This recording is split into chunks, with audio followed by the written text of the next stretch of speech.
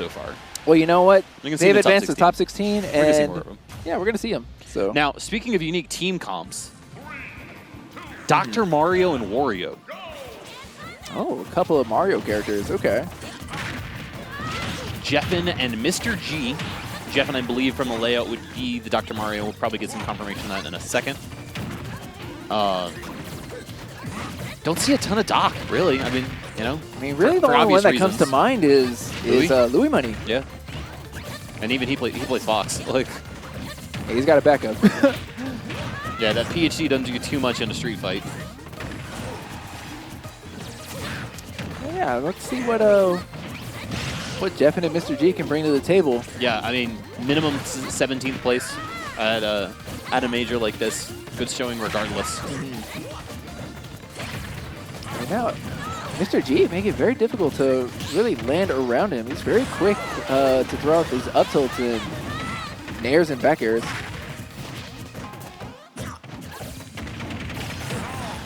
Okay, but Ribs able to knock Mr. G off into the platform.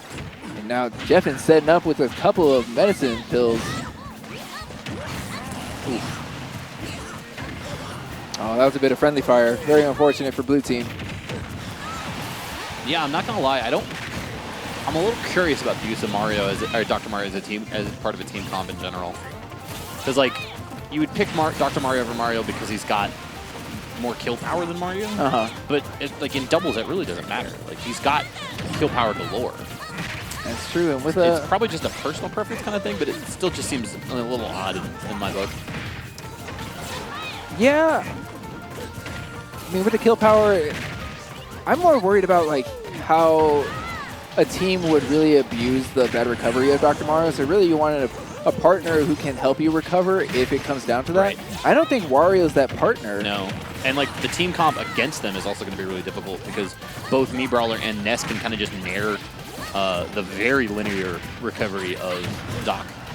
Yeah, even if they don't want to give up the edge guard or stage control, they have projectiles that they can pretty much abuse off stage and make it back, make it very difficult for Dr. Mario to get back to stage. Wario, on the other hand, should have no trouble getting back to stage.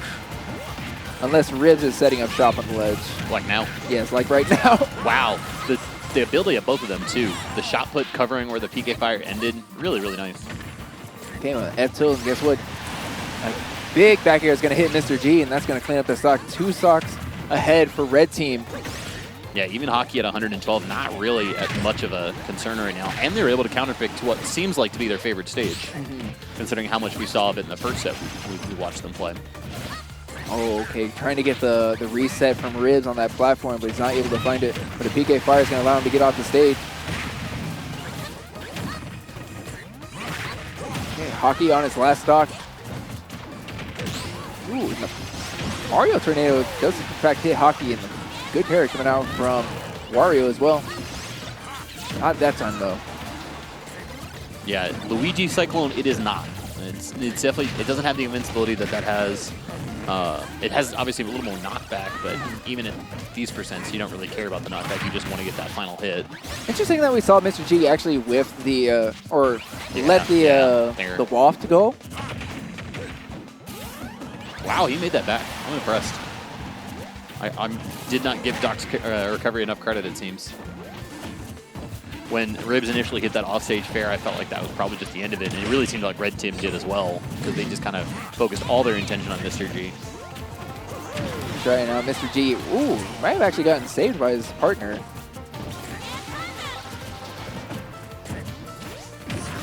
Just breaking through that wall of projectiles seems so difficult for blue team. And that's the thing, as soon as you jump in, you have to deal with the Brawler side B as well, as we've already seen. Brawler side B, where we see a lot of shot put in like PK Fire and PK Thunder coming out. Yeah. What's the harm at that point? Yeah, and Ribs agrees. You know, that's a good call. So Jeffen and Mr. G, Dr. Mario and Wario. I feel like we're not seeing, if these two, Jeffen and Mr. G, want to overcome Haki and Ribs, they really need to utilize the fact that there are 2 players who have like decent combo games. Yep. and they just need to isolate one character. I love the fact that the headphones are just over the hat. He did it in the first set too, but it was kind of in the background, so you couldn't really notice it as much. But like the brim of the hat is clearly covering his ears right now with the headphones over top of it. You know, sometimes you can't just break a look. I hear I hear a Joker pick come out, so I think we might be seeing a team comp change from Red Team. Well, let's find out. We do, in fact, have Joker and Wario, so putting the Doc on the bench. Man, when you have a Joker, like, why would you play any other character? Like, I appreciate I'm the almost character positive loyalty. they had some gimmick that really, you know, they wanted to abuse and they just didn't have the opportunity. Right. I can't think of what it would be, though. Neither can I. Like maybe neutral B into forward air or up B from Doc? Or, yeah, into something. I don't know.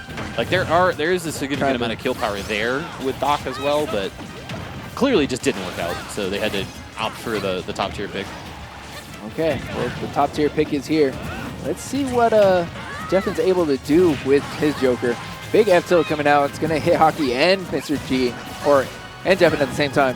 Jeffen having a little difficulty making it backstage. Yeah, we really haven't seen an advantage at this almost the entirety of this set. We're at even-ish percents right now, but at no point have I gone, this is their gameplay. It has been all Haki and Ribs, which, I mean, it makes sense with the comp that they have, right? You have control so much space horizontally with both Brawler and Ness, and so the ability to work around that is something we have yet to see from Jeffen and June. But we did just see great pressure coming out from Ribs as he kept the up smash on Mr. G's shield until it like forced him to pick an option, able to clean up that stock and even pressure Jeffen who was behind him. And Ribs only 76% right now. Haki a little bit higher at 133, but still very comfortable positions for both players. And Ribs looking very comfortable with these the movement in the air. Constantly seeing him stall out with side magnet and then go right into PK Fire, try and capitalize. Hey, down smash from Jeffen's going to get punished by Haki.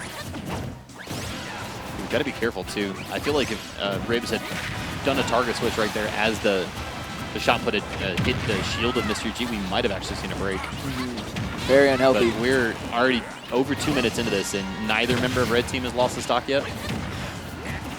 That's right. Stage control has really been in their favor, and they are do not want to relinquish it. No, by no means. I mean, and that's really kind of like how, like usually you see this break a little bit earlier in bracket, but considering how few teams there are, where you just eventually get to the point where one team is obviously significantly more practiced than the other one is. At the team comps, we talked about in their initial set how long Ribs and Haki had been working for this tournament in particular, and so you separate the wheat from the chaff at that point, where it's just like suddenly you see how much of a gap there can be between these players and player positions. That's true, and Haki not afraid to go up in the air, takes out Mr. G's second stock. He's constantly see him going for down throw into up B. Still surprises me every time I see it land. Yeah. I mean, and to my previous point, I want to emphasize that like, this is not a knock on Jeff and Mr. G. They're 17th at this tournament, potentially higher if they're able to figure this out. But, you know, there's different levels to it, right? That's right. As you can see, Mr. G. Ooh, the back throw. Gonna clip Ribs. That's just great awareness coming out from Mr. G. Absolutely. Absolutely. And they have these moments of brilliance, right? Where like things just, they start going in their favor. But Haki and Ribs have just controlled the neutral exchanges. True, like, we constantly see Jeffen going for these gun approaches in the air, which I'm not sure how I feel about them just because of the space like you were saying. Like, they're able to control that space very well. And now we see a very lonely Mr. G at 121%. Yeah, wafted up, but down 4 stocks. Okay, using the up B is going to clip Ribs, and now Haki's in prime position to land that falling back air. That's going to put Ribs and Haki up 2-0. Yep. Using that Fox back air to finish things off.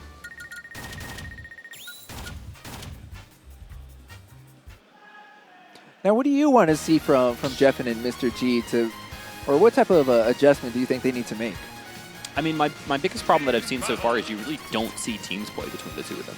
You know, you talked about how there might have been some kind of like secret thing that they were looking for with Wario and Doc, and we just didn't see it.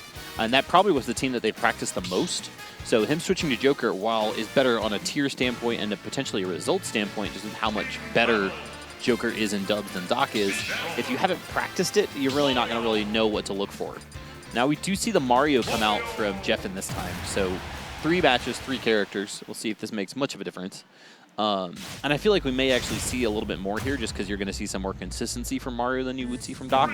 But you could still see a lot of the same setups. That's true, and we're also going to see, just a little bit better recovery right there, so it should help him live a little bit longer. Right. I mean, the recovery of Doc really wasn't what did them in Game 1. It's just the fact that Haki and Ribs had an answer for almost everything. That's true, but when you have those like poor recovery options, you're already limiting yourself. Yeah, Mario, it's constantly in the back of your mind. Exactly. It's just one less thing to worry about. But Mr. G actually putting up a pretty good wall. Haki was having some difficulty getting around. He took a good amount of damage.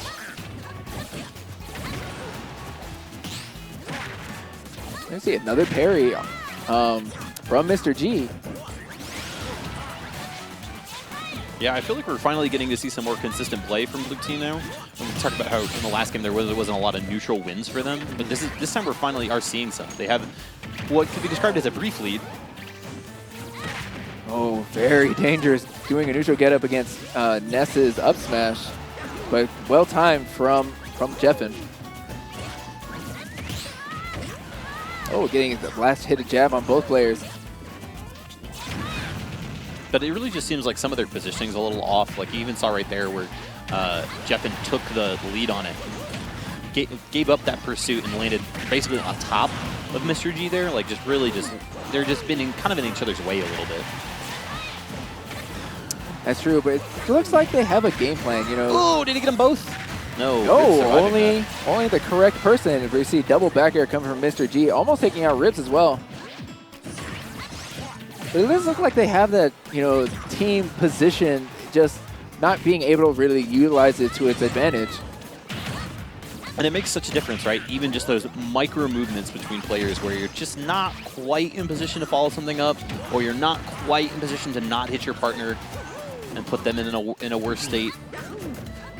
Because as you can see, like, Mr. G feels very comfortable sitting back and letting Jeffen take the lead. Really just kind of dancing around both opponents, but gets the neutral B onto Haki.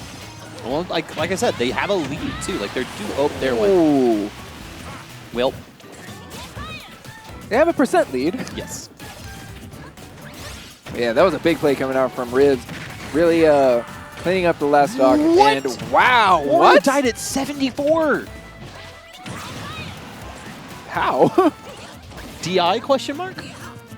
Well, you got me, but quick dash attack from Haki, and here comes the pressure from Sans himself. I'm just proud of both of us for not making an Undertale pun so far. We still have time to do it, but none of us has gone for the low-hanging fruit yet. Well, let's see if it happens. We still have a few more minutes, and Ribs with another big recovery. Forced to recover early. Yeah, that's unfortunate. I like the aggression there, actually. I really like him going off stage to try to challenge Ness's poor recovery, but the timing was off, and can't hit your text there. It's just not going to work out for you. That's right. We're seeing Mr. G do his best as he can, utilizing the bike, but going to get knocked right out of it. PK Thunder going to shark your landing, and Mr. G, what's your answer? The wrong one. Well, 3-0 going to Ribs and Haki. They're going to advance to top 16. Yeah, man. And all the credit in the world to BTS. Do you know that up to top 16 was supposed to go till 4 o'clock? Would you like to guess? Don't look. What time is it right now? 3:57. 4 o'clock on the nose. Oh, let's go. BTS staff. 3:59, but we'll call it. Okay. Oh, dang, that was close. Yes, we're going to be going into top 16, ladies and gentlemen. Z-Fly and I will be carrying you through into top 8. We do see Light finally. Backstage, not on stage, though. Hey, look who decided to show up. Yeah. It's Z-Fly and Broza. We've been here, though. We've been shown up. We've been shown up, indeed. But yes, like Broza had mentioned, we are, in fact, going to be just sticking around just a little bit longer. And I see a stream queue. Huh? Oh, they're queued up. Nice. So we're going to start off with Leo and Gluto versus Myron and Uncivil. For those of you who are not familiar, Myron really needs no introduction. Olimar extraordinaire. Uncivil, probably one of the best Shulks on the planet right now. Don't really hear as much of him because he is from Fort Myron. You say he's like third best Shulk? Second best Shulk? Definitely not best Shulk. Kome has that title. Really? You think it's over Nico? Kome? You think Nico? Yes. Really? Yes. I think they're close, personally. I think it's close, but I still think it's Kome. Okay. I mean, I would agree with you. You can say it's a close race, but they're still Nico has an argument at least. Yeah. But yeah, no, I would say it's like 1-1A between Kome and Nico, and then basically right behind that is Uncivil. Okay. Well, I'm excited. Uncivil and Myron actually have placed top 8 in multiple tournaments. Okay. They've done extremely well together. I believe it was at Frostbite that they got 5th, and which was a massive tournament. Okay, well, much more than 30 some odd teams that we have today. I have seen a lot of Nico. Yes. I've seen a good amount of Kome. Right. I am really excited to see Uncivil. They have a lot of unique setups. We're going to look at a little bit from the previous set, though, see where Jeffen and Mr. G might have gone wrong. Wow. Ooh, I like this. Double time. I've never played this fast in my life. Okay, well, There we go. There we go. All right. I mean, there's the tornado that's coming in clutch for Jeffen. And just bodies flying all over the screen. Yeah, just chaos. I mean, doubles incarnate, right? That's what I love about doubles. It's just pure chaos with just a little bit of You clipped an SD. You know what? We take those. I mean, that's the SoCal special, right? Yeah, we take those. Clipping the SD. Yeah, there's Ribs with that big recovery using the PK Thunder to his advantage. And you're going to see it once again, and that's going to be the 3-0 for Haki and Ribs. Interesting to see on the other one we have queued up is Nairo and Sam versus Prodigy and Mute. So we're going to see the Master and the Pupil go at it with Sam Sora and Mutes on the opposite sides of the team for once. I want to see the double, God, what were they playing? Double Toon Link. Gob and... That's Pandarian and... They are on loser's side, actually. Rockstar, Ace, and Cats will be their opponent. Oh, okay. Well, we're probably not going to be able to see that then. But still, that sounds like a fun match to watch. And let's see, who else do we have? Varen and Vaughn, Nakat and Void. Hey, man. That's right, because their Japanese opponents were late. They didn't show up. Right, T and Zachary. Yes. Nakat's still doing it in dubs, man. Like, you can't doubt the guy in doubles. Him and Void have excellent team awareness. Team synergy that goes a long way. They have a lot of history together as well. Absolutely. So for them to be teaming here at Mainstage, not a big surprise. It's a throwback. But I'll tell you what is surprising. I can't predict what characters they're going to play because after talking to Nakat for a little bit, sure, they played a certain number of games and they changed characters that same amount of times. Beautiful. Beautiful stuff. I mean, and that's the brilliance of it, right?